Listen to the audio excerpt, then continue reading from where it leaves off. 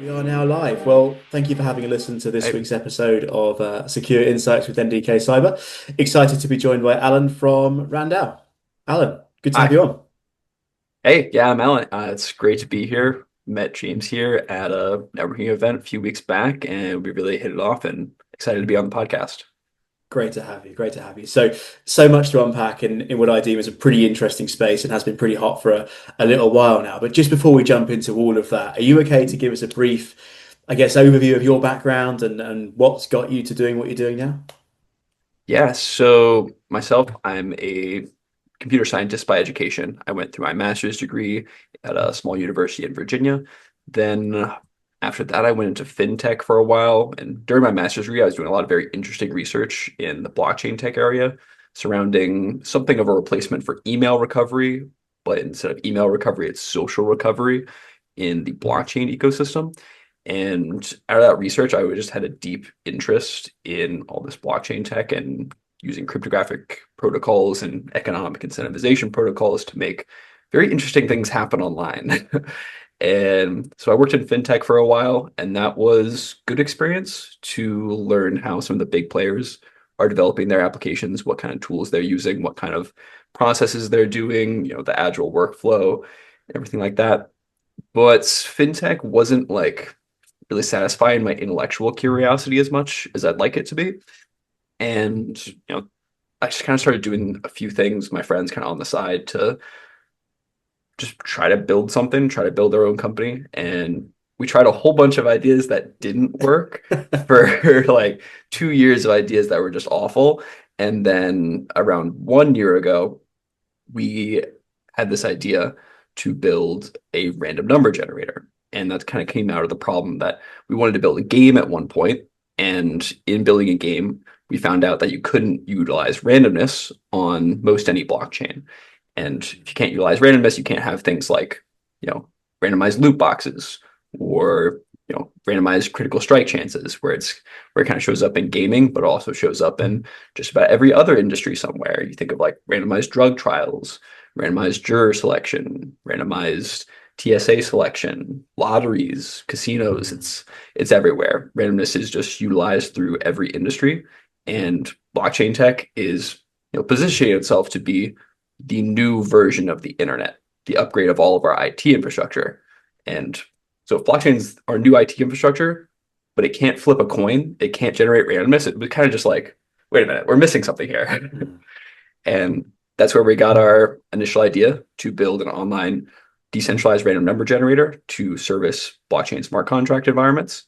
And yeah, we kicked this off about a year ago with our angel funding and quit our fintech jobs and got into entrepreneuring full time. Nice, nice. So, fintech engineering to CEO and co-founder in one big swoop. Nice. Yeah. Yeah, it's been a good year.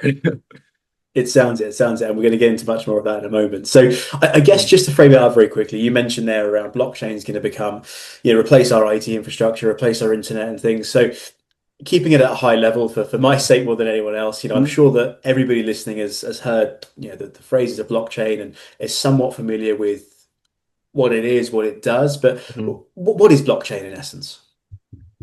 So the way I look at it, blockchain, most people don't need to even know the term, but everyone loves a hype term from tech. And that's Yeah. kind of the what blockchain has landed itself as. Blockchain is at its core, it's just a different way of having a database in a more in a way that works so that you can have decentralized systems be on the same page of the state of a system. And that's way too complicated.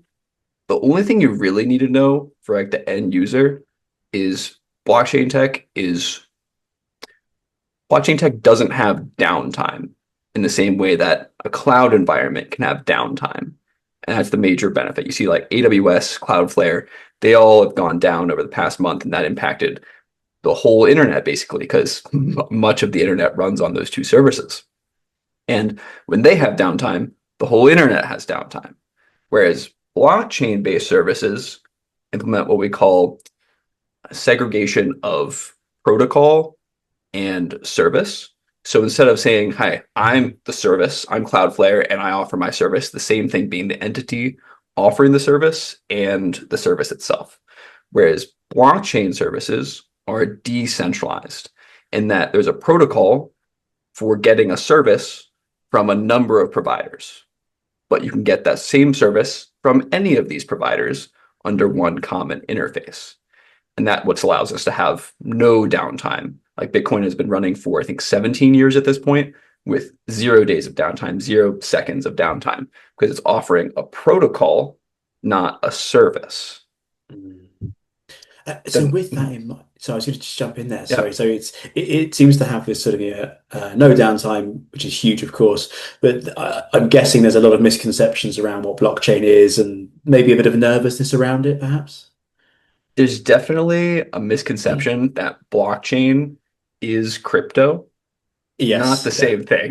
Yeah. Blockchain, crypto is an application of blockchain, which is interesting. We can have decentralized money. That's a very interesting and novel idea, but it's not the only application of blockchain.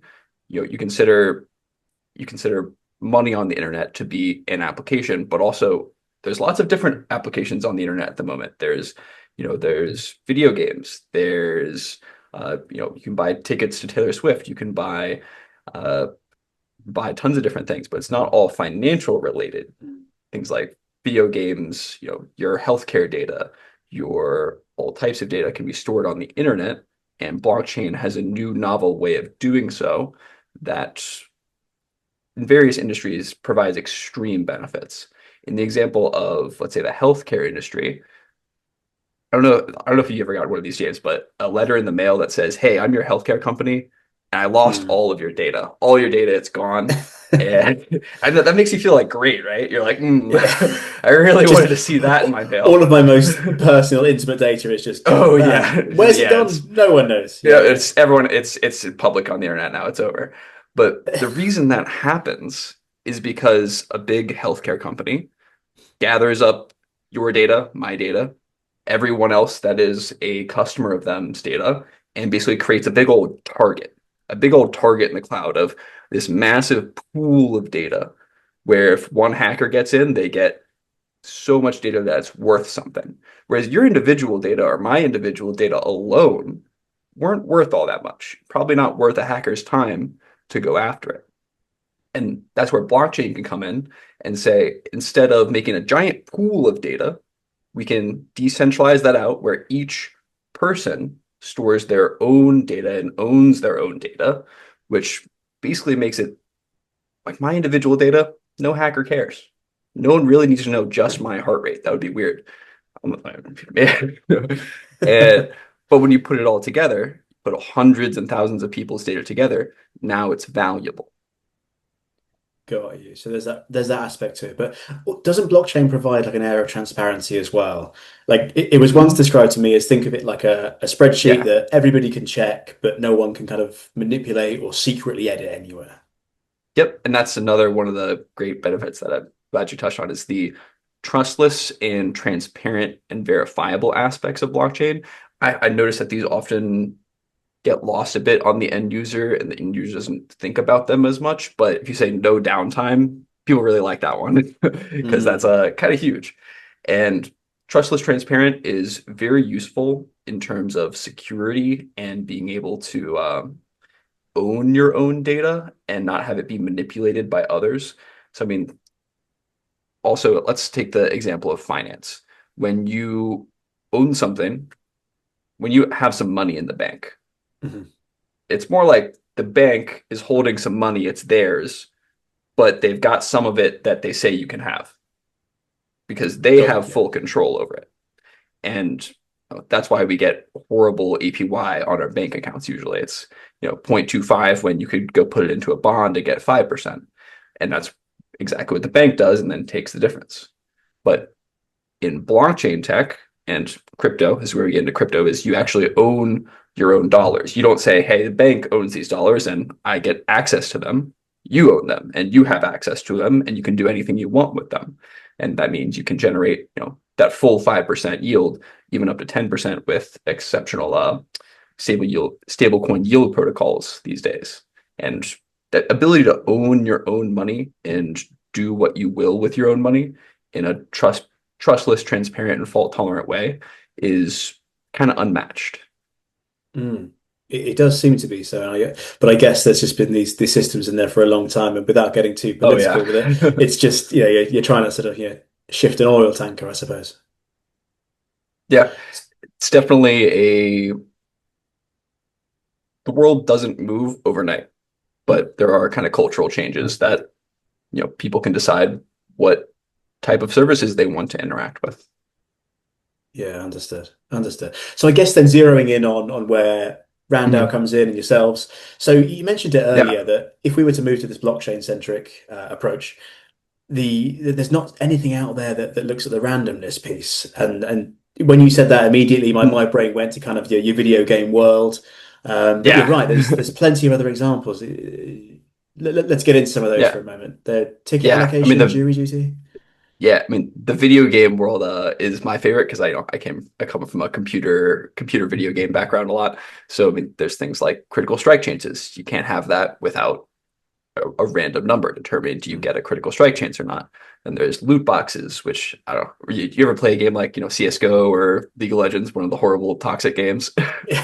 COVID lockdown was a busy time for me. Gotcha. Yeah. They have something called loot box. It has a skin in it, which can either be, valuable, worth like $200, or, a lame skin in it that's worth like 50 cents or something. And you pay $2.50, and you either get lucky, you get a random number that determines you win a nice skin, or you don't get lucky and you play again. Hmm. And so within like the gaming industry, that's where it actually like started for us in looking into this, because that's where we realized it was a problem. But then as we just started to think it through and think it forward throughout, the next 5, 10 years of adoption of blockchain, we realized that, randomized drug trials, you weren't going to be able to do that without a random number. And it's Hmm. actually very beneficial in terms of decentralizing our health, like, our healthcare studies, because a lot of people will call into question, and I won't name names, but like, a lot of people come call into question, was this was this drug properly, did it go through proper processes to actually land into the hands of the consumer? And I don't know anything about running a drug trial. I'm not a personally one that would look into that type of thing, but when we decentralize it and make it trustless and verifiable, it makes it so there's no call into question. It's you can go check, you can go verify for yourself that this was run properly. And you can't really have that in a centralized system because at some point you have to trust someone in a centralized system. But what we're in the market of in blockchain tech is being trustless, where you can verify something instead of trust it. Indeed. Yeah, the healthcare one was huge when you mentioned that previously, and but also in the world Mhm. of the online gambling casino world, it, Absolutely, it yeah. it's not just a maybe I hope I get lucky in a loot box type thing. It translates into people placing big bets, and is it truly random? I guess is the question. Yeah, So or like a lot of people will call into question like the roulette wheel. mm. Does the roulette, does the person running the roulette have the ability to manipulate it? Maybe I'm not very good at roulette, so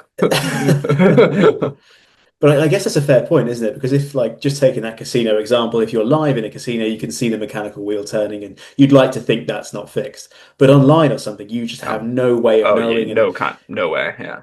yeah, no, it's I guess it would remove that kind of like gray area in the middle. But what happens if Mhm. traditional randomness is vulnerable to manipulation? What are kind of Mhm. what's the fallout of Oh, that potentially? the worst fallout that we've seen so far is, a lottery being rigged.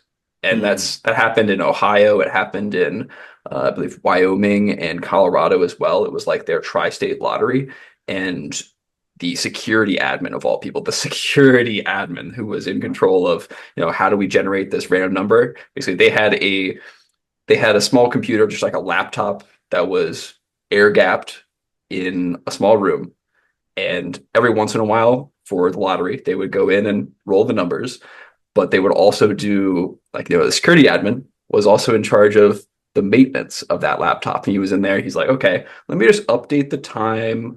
It was his job. It was the air gap computer, so you need to update the time every once in a while. And he's like, okay, we'll mm, update the in time. Then we'll install this malware. and then we'll generate the random number.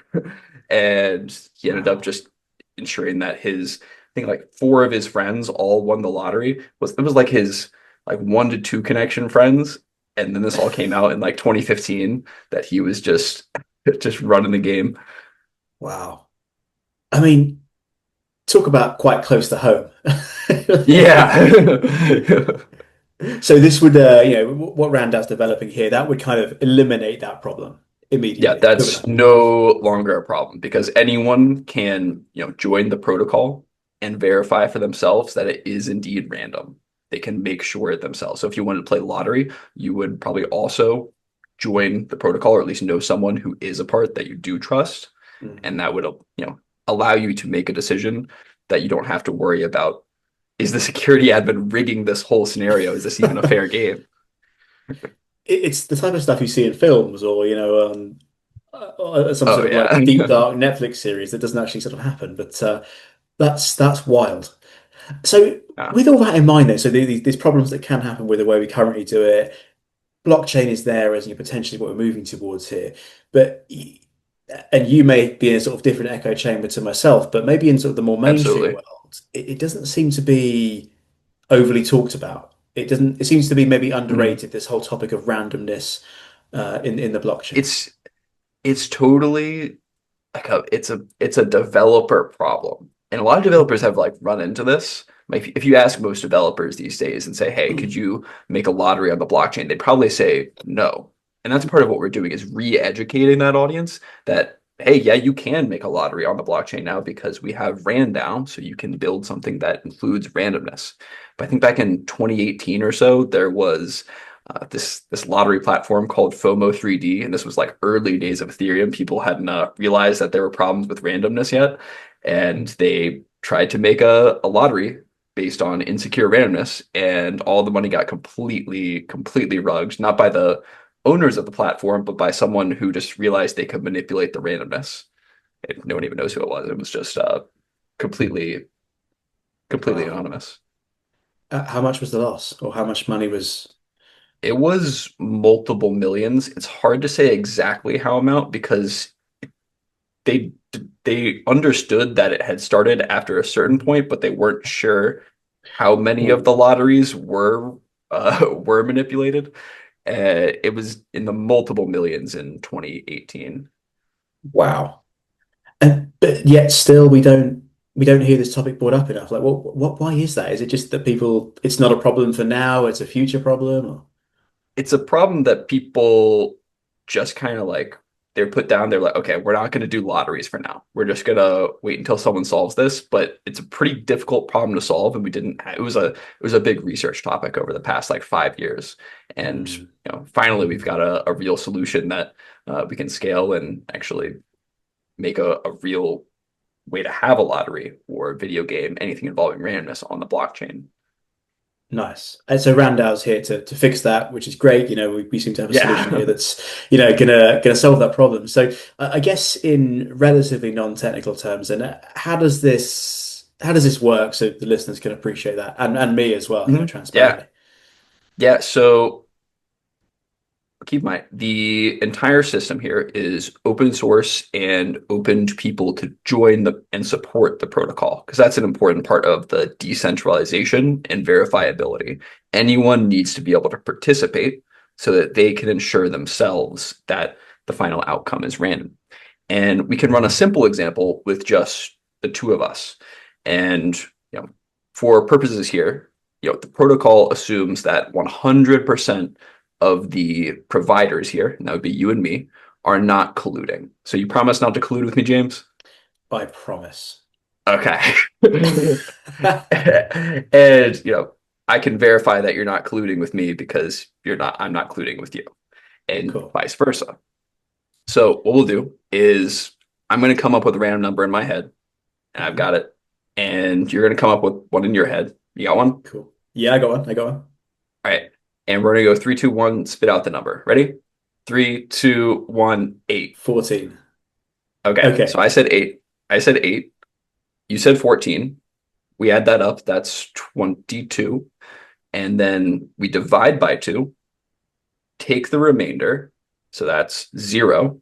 And that means we had a zero or a one with that's a remainder. Remember remainders from like third grade math Yeah. class? I was just Yeah. doing that in my head. Yeah, yeah, yeah. Yeah. If you didn't know, remainders are like the fundamental concept in much of cryptography. It like Got you. absolutely drives most of our RSA cryptography. And so we divide by two, take the remainder, that ends up with zero. And it can either be a zero or a one with a remainder. And it's zero, so that means you win the lottery, perhaps, or that means I win the lottery. But the point is, I didn't know what you were going to say. I didn't know you were going to say 14 before you did. You didn't know I was going to say 8 before I did. And Mm. because of that, neither of us could have predicted the final outcome being zero, which means you win the lottery, perhaps. With you. Okay, cool. And this is what Randall's system does then? At a core, that's like the basics of the math that Hmm. kind of gets you the point. But you could say, like, we do this with just two people, and we're probably not colluding, but let's expand this out to 100 people. Well, Mm. that'd be pretty hard to make all 100 people to collude when they're incentivized not to. And Mm. then you scale it out to 1,000. As you keep going, the security gets higher and higher. And at a certain point, you can kind of just assume, yeah, this entire group of crowd-funded entropy providers is not colluding. And at I that got point, you. you have a random number. That was awesome. Thank you for thank you for the non-technical explanation. That was fun. And so I was going to Mhm. ask you as well. Like, I guess leaning back on that example of the security admin with the lottery earlier, Yeah. how do you ensure that no one tampers with this, even including Randall themselves? Yeah. It's because you've So, got numbers coming in yeah, from thousands of in people. essence, yeah, exactly. Randao is not the only one contributing to this protocol. And the protocol is what we call any honest. So as long as there is a single honest actor, so it could be you. You know, Hmm. all let's say there's 100 of us. 99 of us are colluding, but James is the one person that understands that this needs to be a random number so the lottery doesn't get rigged. And you act honestly in the protocol, and that means that the entire protocol is secure, which is like the gold standard of a Hmm. cryptographic protocol, is an any honest protocol. Wow. And is there anything else like this on the market at the moment? I haven't seen it, but Mhm. you'll be better placed to say. So in the market, there are two competitors that I consider worth mentioning. Mhm. And one of them is called Chainlink, who is a big name in the ecosystem for providing oracles. They also have kind of a side product that they call Chainlink VRF, which is an oracle-based random number generator, Mhm. where that's a solution, but it does bring in a centralized component. And when you start bringing in a centralized component, that's not the game we're here to play. We're trying to make decentralized systems so that they're fault tolerant, trustless, and transparent. And so they've got a solution, but it is not a solution that the community likes because it is centralized. And then there Centralized, is, yeah. yeah, and then there is some product which I have not seen their actual usage, but I do consider them relevant because Cloudflare has stated they are kind of cool. Maybe it's unclear their relation to Cloudflare, Okay. but I believe they're called DRAND, and they make randomness in a decentralized way, but do not offer it inside of a smart contract, which I'm not sure where they're going in the future, so they're worth keeping an eye on, Mm. but they aren't really in the competitive market. So what you've got here is fair to say pretty unique in the offering. Yeah. Yeah, love that. Cool. Decentralized No, randomness in a decentralized market is, we're one of a kind at this point. that's awesome. That's awesome.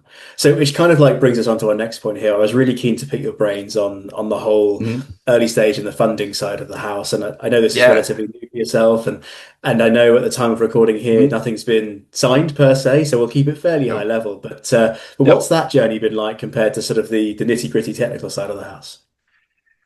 Boy, completely different. You don't realize how important networking is until you try to go raise money because it's you need to meet so many people and so many people aren't your audience and you need to meet at least 100 people before one of them is something relevant. But it kind of gets a little easier over time as you kind of get good at finding the right events to go to and have some people that just start inviting you to the events that you would have liked to go to that opens up higher and higher levels of events. Then Mm, there's the concept of raising in general is complicated. There's a lot of things that go into it, and you kind of need to generally be able to talk about it with an investor in order to, you know, be professional enough that they're actually going to consider you. mm, And so you kind of have to understand like the okay, what stage are you at? Are you at a pre-seed stage, angel stage? Are you at seed, Series A? You're probably somewhere between angel and seed if this is your first time raising. mm, And there's also like the concept of like, what does a seed round even mean? And it's not very clear if you like just go look at it because some people will have $10 million angel rounds, and then some mm, people will have $2 million seed rounds. It just varies so much.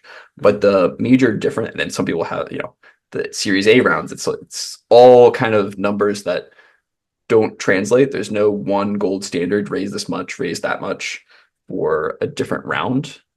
And then there's kind of the only major distinguisher is that a seed round is your first priced round, as in a direct exchange for equity. So it's like, what they do on Shark Tank, what you think of when they do a deal on mm, Shark Tank. It's equity in exchange for capital to grow. And then there's anything before that, which includes basically safes and convertible notes, which are effectively ways of saying we'll give you money now, and in the future, we'll exchange that money, which we already gave, for equity. And it's sort of a mm. way of just getting a deal going faster. And because, like, when you start doing a price round, a seed round, there's a lot more legal documents to go through. And Mm. those two mechanisms give you a way to raise money before that time. Understood. Yeah, I think just drawing on some of your points there, like for me anyway, from the outside in, it seems to be a case if you see the headlines coming through of X-rays seed and it's millions and it's tens Yeah. of millions, and then everyone's excited and all the press releases all and the photos and all that, it's great, which is good, no Yeah. problem at all. But it's more that sort of like what goes on behind the scenes. And you mentioned networking there, just to pull on that string. Oh, yeah. What was the moment you kind of realized, wow, we need to be networking a lot more than we are, or maybe networking in a different way? I think we had both of those realizations. I think the first time we realized it was probably around, uh, let's say March of last year. I think we went to this ETH Denver conference and we got so many new connections and we were like, okay, that was, we can pull on all these threads and have a new partnership and that was just from like not a raising funds level, but from a ecosystem level of having a lot of potential partners. And then we started, thinking about maybe we should raise our next round, and we weren't really sure how to do that because our first round was super simple. Our investor kind of walked us through the process fairly easily. And then there's kind of your next round where you're making it happen your own. When you're working with the seed round, you're kind of making a lot of the work happen yourself. Mm, And might also happen for angel rounds as well, but we had a very nice investor for our angel. And yeah, we started realizing that in order to network and meet investors, because investors are like, it's like you're going fishing and you're trying to catch, a whale, and there's only like 10 whales in the sea, but there's a ton of like, let's say carp, and let's say there's 100 of those. And it's like you gotta continue to fish in better and better ponds until you find a whale that's just, or like a pond full of whales or whatever it is. I think we might And title the podcast this, a pond full of whales. yeah, a pond full of whales. That's the dream. But it's So how about, do you, I was gonna say, how do you get into that room or that pond, so to speak? How is is it Mhm. you go to an event, you speak to somebody who knows an investor, they introduce you, but like, it sounds quite organic rather than sort of Yes, spraying out a very load of LinkedIn connections or something, you know? very, very organic and in-person based. We've also tried things like cold outreach, Mm. but that hasn't. I've heard people do it. I've heard people send, 10,000 cold outreach emails and raise a Wow. $1 million round. It's definitely a route. We found that not to be our favorite route because we found it easier to just go to events and have, human connection with people was Mm. a little worked better for us. But there's lots of ways to raise. Now, as far as like what I've heard, my co-founder said this, but his kind of goal was to get into better and better rooms. So every time you go to a new event, you want it to be bigger, more extravagant, better people, just a better event than the previous one. And if you keep, shooting for better and better, you'll be in a room with eventually you land in a pond full of whales. Cool. It makes sense. It makes sense. It seems like there's such a huge element on that kind of person to person piece rather than Yeah. the more spray and pray, but I guess each could work in theory. There's lots of ways, yeah. What's been the I guess if you were to do this again, based on like some of the responses from potential VCs or potential investors so far, like what would be in Hmm. your like approach if you did this completely from the start next time round, say? I did it completely from the start. See, my also my understanding is it gets easier and easier as you've worked on the networking side over time because now you have new connections that like one I met a fund that only invested in Series A and we're doing our seed and they were not keen with us because we weren't at the stage that was for them.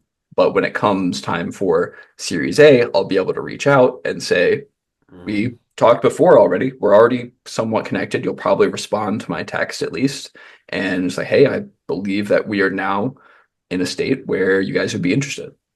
And so it's kind of like building over time. Because not every connection is going to be useful in that moment, but over time you build out connections that are helpful into the future. And it's really just a continuous process is even once we raise our seed round, once it's like complete done deal, at that point we're still going to be networking. It might become a smaller amount of our time allocation, but we understand that we need to continue to network to build a stronger, you know, base of people around us who can help us out with partnerships, or is it funding, or is it marketing? Is it them selling us things? What does it could mean a lot of different things in the future, and knowing enough people that you can build something and have all the resources at your disposal is something you do over time. Mhm. Yeah, I think the organic, the word keeps coming back to me, I know, but I think that's Mhm. what you need to lead on here, really. And then just lastly here, heading into 2026, what are we excited about? What does this look like for you in the future? Yeah, 2026. Well, I mean, let's assume funding is handled by Yeah. 2026 because we're feeling like we're in the proper position for that. And assuming that goes through, we first need to hire some people, one on the marketing side and two on the development side. And that opens up a lot of doors for us making work happen without having our, because development and marketing takes a lot of time. And at the moment, it's the founders doing it. And that doesn't allow for rapid expansion. But once we have more people working with us, we'll be able to work faster and faster on, let's say, the biggest thing that we want to do is offer our services on Ethereum. And after that, it's offer it on Solana, and then it's offer it for Base. And it's once we have those three, we will be cooking. And but then it's like, okay, let's go to every EVM, which once you have Base and Ethereum, it's not really a stretch at all to go to every EVM. It's just copying your deployment pipeline to one more chain. And yeah, so that's kind of the 2026 year is the expansion onto most of the total addressable market. And then we have, you understand the addressable markets. There's the total addressable, serviceable addressable, and then the serviceable obtainable. We'll be turning our serviceable addressable into almost 90% of the total addressable. And then the serviceable attainable is where we have our marketing client acquisition people come in to actually convert those addressable people into real clients. So in summary, massive expansion, omni-chain, more clients, more better everything. Love that. Absolutely love that. Well, it sounds like it's been like a hell of a ride so far in a short period of Oh, time. it's So fun. 2026 is poised to Yeah. be big for you guys. Well, good luck with everything, the funding, the client acquisition, the hiring, Yep. the whole shebang. And yeah, look forward to where this goes. Awesome, James. Thank you for having me on the podcast. It was a great time talking to you, and see you next time. Thanks, Alan. Take care now. Bye-bye.